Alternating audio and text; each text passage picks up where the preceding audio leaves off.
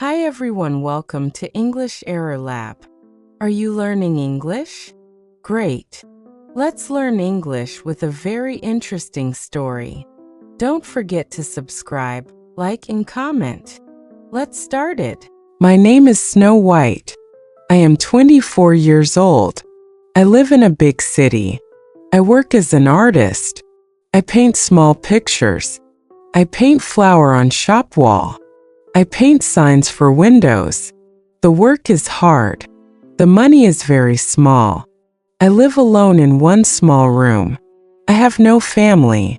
My parents died many years ago. I have no brothers or sisters. I have no friends. My room has one bed and one chair. It has one small table.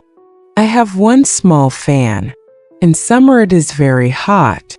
I eat simple food every day. I eat rice and bread. Sometimes I eat soup.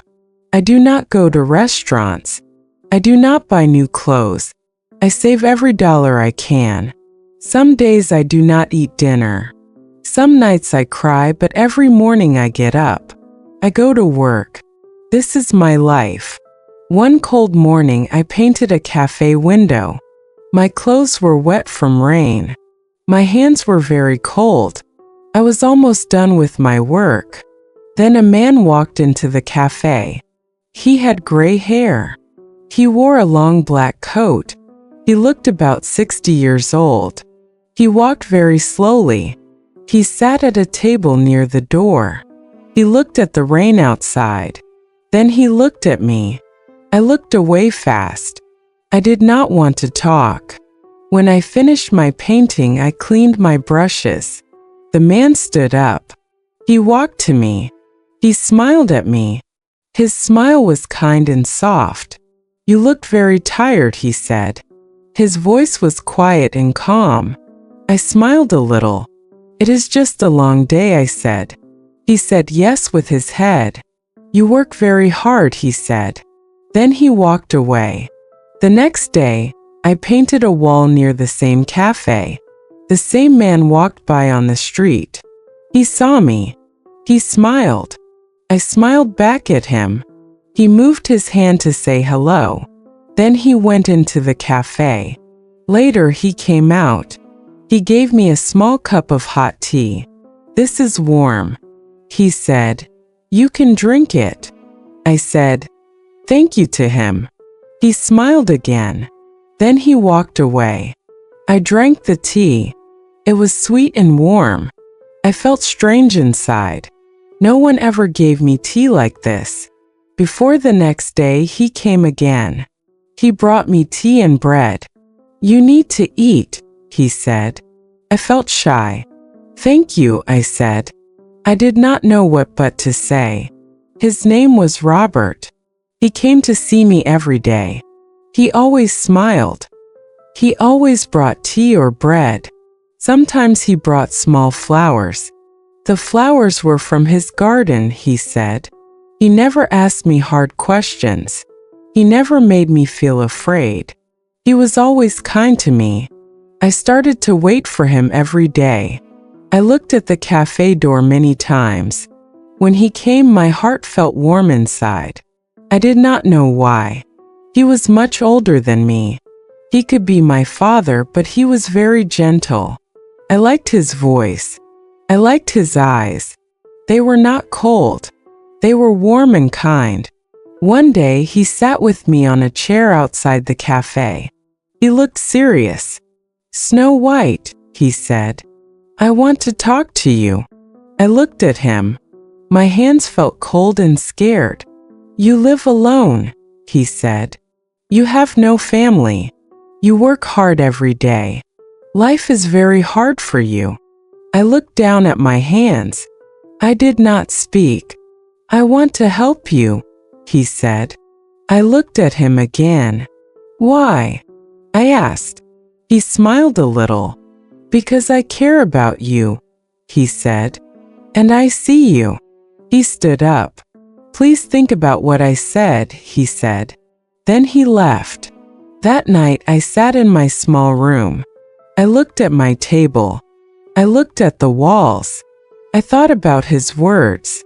No one ever said they cared about me before. No one ever looked at me like that. What did he mean? The next day I was working again. He came and gave me a white letter. He did not say much. Please read this, he said. Then think about it. He smiled and laughed. I held the letter for a long time. I did not open it. I was scared. My heart beat very fast. What was in the letter that night? I sat on my bed. I opened the letter. The paper was small and clean. His writing was very neat. The letter said he wanted to help me. He said he could pay for my room. He could help with food and work. He said he would not ask for anything back, but he wanted something too. He said he wanted to marry me. My hands started to shake. Marriage. I could not sleep that night. I sat by my small window. The rain fell outside again. My heart felt very heavy. Was he serious? Was this real? I had no family. I had no help. Life was hard.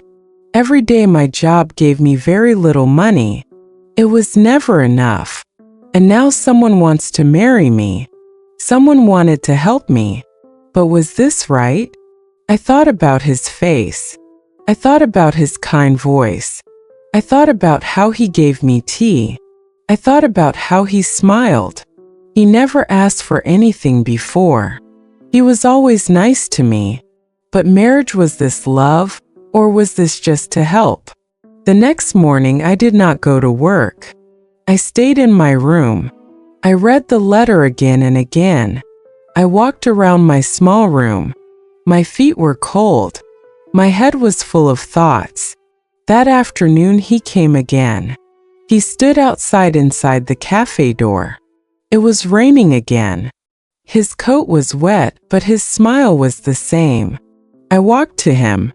I held the letter in my hand. I read it, I said. My voice was very quiet. He waited for me to speak more. I looked at his face. I looked at the street. I will marry you, I said. He did not move. Then he smiled. His eyes were soft and kind. Thank you, Snow White, he said. There was no hug. There was no kiss. There was no party, just two people in the rain, just two hearts trying to understand. He said we could marry next month. A small wedding, no party, just a paper and a ring and a promise. That night I sat on my bed again. I looked at my hands. They felt warm and cold at the same time. I asked myself again and again, did I do the right thing? Will I be safe? Will I be sorry later? I listened to the sound. It was soft and strong. I said to myself, time will tell. The next morning I started to paint again. My hand moved the brush, but my heart was full of thoughts. A new life was coming. A strange life. Maybe a better one. Maybe not. But I said yes. The days went by slowly. Robert did not come every day now. He said he wanted to give me time and space. I kept working. I painted shop windows and cafe walls. I tried to keep my mind busy, but the letter stayed in my bag. His words stayed in my head. I thought about the wedding. I thought about his offer. It still felt strange, but I had said yes. One morning, Robert came to see me again. He brought a paper with a date on it. It was the wedding day. He said, only a few people will come. No party, just a small moment. Only if you still want to. I looked at the paper. I said softly, yes, I will be there. I did not tell anyone about the wedding. I had no one to tell. I did not buy a new dress. I had no money for that. I found an old white dress in my closet. It was simple and clean. I washed it with my hands. I made it smooth with an iron. It looked soft and nice. I put a white ribbon in my hair. That was all. The wedding day came. The sky had many clouds. The air felt warm but heavy. I walked alone to a small building. It was a quiet place at the edge of the city. Robert waited outside. He wore black suit. He looked clean and calm. He held small flowers in his hands. The flowers were not from a shop. They were from his garden. "Hello," he said. "You look very nice." "Thank you," I said. We walked inside together. There were only 5 people there. I did not know them. I think they were his old friends. The man who did the wedding was kind. He smiled at both of us. The room was very quiet. No music played. There are no cameras, only our hands and our eyes and 2 simple rings. Robert said, "I will care for you always." I said, "I will try." We put the rings on our hands. The man said we were now married. Robert looked at me. His eyes were soft. "Let us go home," he said. We left the building. No one clapped their hands. No one cheered. I did not mind. It felt like a dream, slow and quiet. His house was far from the busy streets. We took a short car ride. I looked out the window. My heart beat very fast. I had never been to his house before. I did not know what it would look like. The house was small but strong. It had old walls and big windows. It smelled like flowers and wood. There were many books on the shelves. The chairs looked soft and comfortable. The curtains were thick and red. The air inside was warm. "This is my house," he said. "It is your house too now." I looked around at everything. "It is very quiet," I said. "Yes," he said, "but it is safe." That first night I slept in a new room. The bed was big. The pillow was very soft, but I could not sleep. I looked at the ceiling. I felt like a guest in the house. I was not afraid, but I was not calm either. Robert did not come to my room. He gave me space. He did not ask for anything that made me feel better. He was kind to me. He gave me respect. Still, I asked myself, is this really my life now? The next morning, I woke up early. I walked to the kitchen. Robert was already there. He had made tea. He had made bread.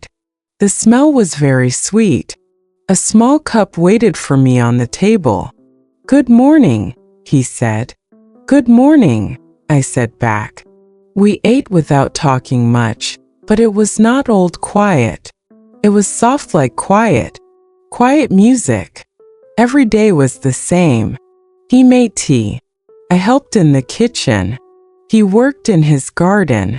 I watched him from the window. He sang small songs while he worked.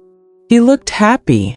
One afternoon when it was raining, he came inside with a box. "This is for you," he said. "Books." I opened the box. Inside were storybooks. They had simple words and pretty covers. "Thank you," I said. I smiled a little. We started to talk more after that. I asked him about his garden. He told me about the flowers. I asked him about his past life. He spoke softly. He said he had no wife before me. He had no children. He used to work in a bookshop. Now he likes to grow plants and read books. I listened to his stories. They were not big stories. No adventures. No travel to far places, but they were kind stories. His voice was nice to hear. His eyes stayed soft and warm. One evening after dinner, he gave me more tea. "I am glad you are here," he said. I looked at him. I felt something new in my chest. Not fear, not duty, just warmth. "Thank you," I said. The next morning, the sun came through the big windows. I woke up and smiled. Just a little smile. I walked to the kitchen. He was making bread again. He saw me and said, "Try this one." The bread was still warm. I took a small bite. It tasted sweet and soft. That day he showed me his garden. Many flowers were growing. The herbs smelled very fresh. Nature teaches us to wait. He said, I like that idea. We sat outside for a long time. We talked about books. We talked about simple things. He never asked me about my past life. He never told me how to feel. He just listened to me. He just smiled. That touched my heart. I started to see him differently, not just as an old man. I saw him as a kind man, a person with a gentle heart, someone who never wanted to hurt me, someone who gave things without asking for things back. One night we sat outside on the porch. The stars were very bright. The air was cool. I held my cup of tea and looked at him. He said nothing. I said nothing, but I felt safe. Maybe this was not just about help. Maybe something was growing between us. It was small. It was slow, but it was there. The next day, I helped him in the kitchen. I made soup. He made bread. We laughed when I dropped my spoon. He helped me clean it up. He said, You are doing very well. That evening, we ate together. I did not feel like a guest anymore. I felt like part of the home. Later, I walked outside alone. I saw two women from the market. They looked at me and talked quietly to each other. One of them said she only married him for his money. The words hit my heart hard. I felt shame. I walked back home quickly. Robert saw my face when I came inside. He touched my hand softly. Words mean nothing, he said. I know who you are. I did not cry, but my eyes were wet. That night I asked him, Why did you help me? He looked up at the stars. Because you needed kindness, he said. I felt something move inside my heart.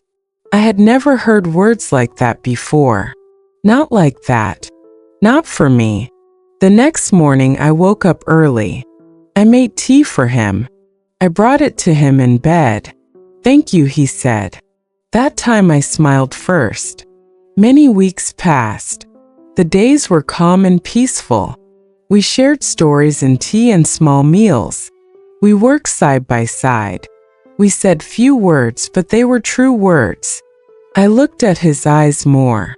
I saw how he looked at me. Not with need, not with power, but with care. I started to feel something new. I did not want to run away. I did not want to hide. I wanted to stay.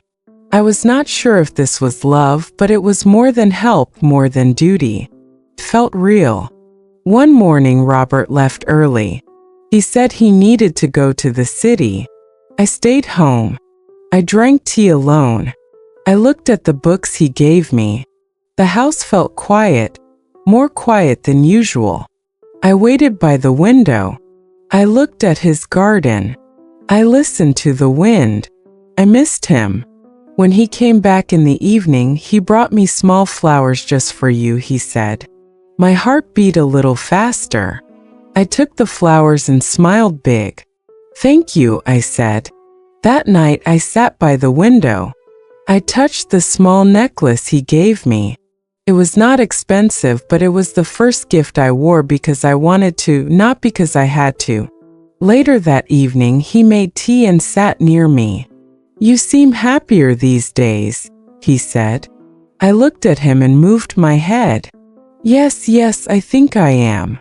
I did not say more, but I felt it in my heart, not fear, not pain, but peace. I did not feel alone anymore. I did not feel lost. Each day felt softer and better. We worked in the garden together. We made bread together. I painted a small corner of the kitchen. He said it looked beautiful. I smiled more and more. He saw this. He said, my eyes looked brighter. I felt stronger inside. Then the seasons changed. The air became cooler. The sky was very clear. The flowers in the garden opened wide. The rooms in the house felt warm and safe. Robert and I sat by the fire one evening. He looked at me. His eyes were gentle. He reached for my hand. "Are you happy, Snow White?" he asked. I looked at him for a long time. Then I said, "I married you for money, but now I stay because I want to." He touched my face gently. I moved closer to him. Our lips met for the first time. It was not fast. It was soft and warm. Not for gold. Not for need. It was for love. That night we sat quietly together. He held my hand. My heart felt very light. I said quietly, "I once had doubts about this. Now I feel everything." He kissed my head softly. "So do I," he said. The days that came after were slow and calm, but everything felt new. We laughed more. We cooked new things. We walked outside often. We watched birds and clouds. We talked about nothing and everything. One day I walked into town alone. I went to the market. I bought fruit and flour. I smiled. That people, they smiled back at me. I did not feel small. I did not feel shame. I felt like someone who belonged. Then I heard two women behind me. They were talking quietly again. "She only did it for the money." One said, "It is not real love." I felt their words hit my back, but this time I did not walk away fast. I stood still. I turned around and looked at them. I did not say anything, but I looked into their eyes. Then I walked away slowly. My head was high. I was not their story. That evening I told Robert what happened. He listened to me. He said, "People talk when they do not know the truth, but we know the truth. That is enough." I moved my head. Yes, I believed him and I believed in us. We kept living our simple life, small quiet days. He showed me how to make sweet jam. I showed him how to paint tiny flowers on the wall near our table. We made a small chair for the garden. We sat there many afternoons. Our hands close together, our hearts open. One morning I brought him tea again. He took my hand and kissed it softly. "Thank you, Maria," he said. "You are light in this house." I looked at him and said, "So are you." Later he became sick for 2 days. I took care of him. I made soup for him. I put cool cloths on his head. I read books to him. When he slept, I sat near him. I watched his face. I felt scared, but I also felt sure I did not want to lose him. When he felt better, he smiled and said, "You stayed with me." I said, "Of course I did." Then I said quietly, "I love you." It was the first time I said those words out loud. He looked at me with water in his eyes. "I love you too," he said. The next day I painted a new picture. It was of our garden. Flowers and a chair and 2 cups of tea. I gave it to him. He put it near the front door. "We will see this every day," he said. Many seasons passed. Our love grew like the garden. Not fast, not loud, but deep and strong. I did not feel poor anymore. I did not feel lost. I felt loved. I felt strong inside. One afternoon I sat with him outside. I held his hand. We looked at the sky together. He said, "You saved me." I said, "No, you saved me." He smiled. Maybe we saved each other. And I knew this was true. What started as a marriage for money became something much more. Came real love. Love that grew slowly like flowers in a garden. Love that was built on kindness and care. Love that showed me I was worth loving. Sometimes the best things in life come when we least expect them. Sometimes love finds us when we think we are lost. And sometimes what looks like one thing becomes something completely different. something beautiful, something real, something worth keeping forever. Thanks for watching.